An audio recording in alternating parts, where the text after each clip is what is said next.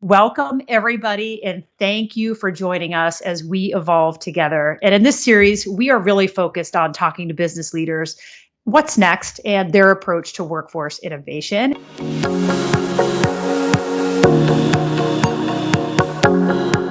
And I am super excited for our guest today. If you would please introduce yourself and please tell everybody a little bit about your company as well. Absolutely. Thank you so much for having me. My name is Patrick Paul, co-founder and COO of Ikos. We fill apartments in a very simple way, but we use a decentralized team for half of 1 month's rent to rent apartments for small property owners. And we collect a lot of interesting data and information to help make better investment decisions for them. That is short and sweet. So can you tell like who is your client? What areas and who do you serve?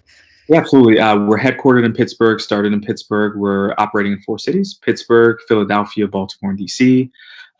We work with pretty much all the gamut of property owners, but our sweet spot is people in less than 50 units, right? The quote unquote mom and pops who realize that owning property is not an investment, it's a part time job.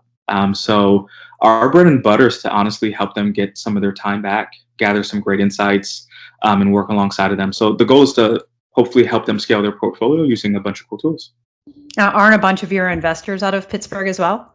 Yeah, we've been backed, thankfully, with a lot of Pittsburgh support. So Riverfront Ventures, Birchmere Ventures, and Draper, and then a number of other helpful angels around the nation.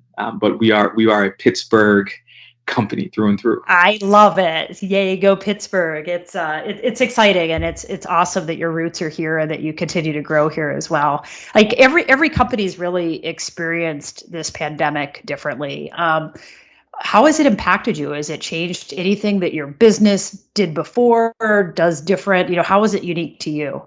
Yeah, I think I would share any of the same comments that any business owner, right? Change how we thought about business and all those different things. But I would say the one thing is that it put us everyone in the same corner together, if that makes sense, right? Everyone's back was against the wall.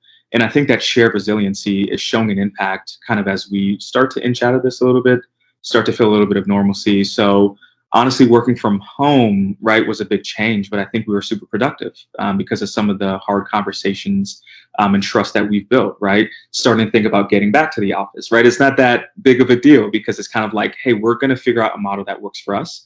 But I would say from a business standpoint, people were really receptive to different innovations in real estate, right? It's a very relationship driven industry, right? We all love a great relationship, but I think more than ever, people are leveraging technology, especially the smaller property owners. I think that's been really, really big for us. Now, have you had to adapt like anything specific on the technology front or kind of how you collaborate as a team? Yeah, I would say from the beginning, our bread and butter was getting into a property, getting people inside of it, allowing them to feel it, like in an immersive That's standpoint, tough to right? do if you're not allowed to go to a property, at least for a while. I Absolutely. know real estate in Pennsylvania wasn't considered important. So, Absolutely, and I would say a big adjustment to our company and our process was before we even started showing. I mean, we get in floor plan, 3D layout, video tour, and I mean, even some of the video tours, they're kind of funny. There's some narrations on them, right? So giving some of the renters a different experience, like this is this is an interesting voice, right? So honestly, that adjustment, forced because of COVID, helped us reimagine what business looks like. that is amazing. I love it. I love it. I can't even imagine because especially with multifamily. I mean, sometimes it's even hard to show a unit because you're transferring or maybe the tenant has a vacancy in 2 months. So how do you go in, like pick up all the dolls from the ground and make it look pretty for the picture first? Like that has to be just a challenge in itself, right? We deal with a lot of different things. We try and do it with a smile on our face, but we made a lot of great friends along the way. A lot of current tenants who've been super gracious throughout the process and understanding. But I would say like it's a shared experience. I don't think there's just one company or group experiencing this. So understanding that context with every approach, we're like, hey, listen, this is uncomfortable, but if we can work together, we'll help you pick up the dolls, we'll help clean up, but let's make this work for everyone. Yeah, that's awesome. So what does going back to work look like for you? Has anything even, I mean, you were in an office, I know in Pittsburgh, right in Oakland, which is in our university district. I mean, are things changing going forward?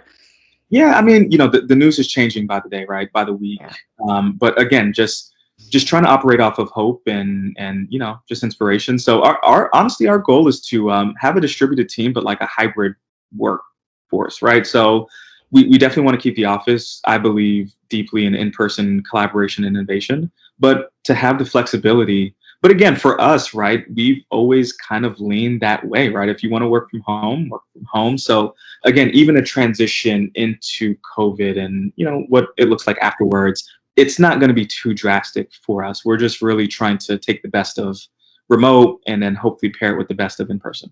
That makes sense. Well, lots of business leaders are really trying to kind of figure out what to do and what's next. Do you have any advice for other business leaders like yourself right now? Yeah.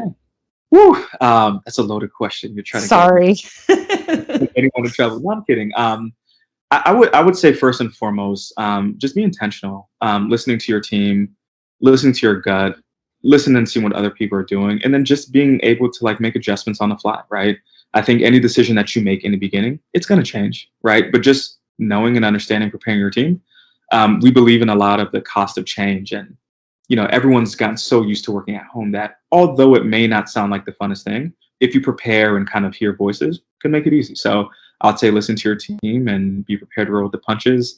We're a small startup, so we change a lot, and it's we couldn't have done without our team and working together. So that would be my advice. That's awesome. Well, our whole goal with Evolve is really to help business leaders to learn, connect, and grow together. And I remember the last time we were sitting face to face and we were at a coffee shop downtown. And actually right now it's pretty hard to find a coffee shop that's even open downtown. So I'm excited to sit across from you again someday soon and continue our conversations like we always do. And it is such a pleasure. Thank you for taking time out of your day. And Absolutely. I would be remiss if I didn't say this, but thank you to your support of the number of people in Pittsburgh and for what you do. It's inspiring. Thank you so much for just your support of myself and of the company. So I'm thank you. super happy to be a part of this, and thank you for all that you do. Awesome. Thanks so much. Talk to Absolutely. you soon. Bye Awesome.